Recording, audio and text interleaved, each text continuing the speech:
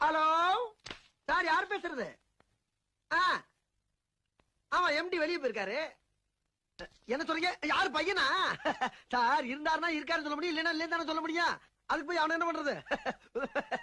ஆமா, நீங்க யார் சார்? வார்த்தை அளந்து பஸ். அம்மா எங்கம்மா? போற உன் தங்கச்சிடா, எங்க அக்கா. நமக்காவது கொச்சை வார்த்தையோட போச்சு. இவனுக்கு AK-47 ரேஞ்சுக்கு போயிட்டு இருக்கு.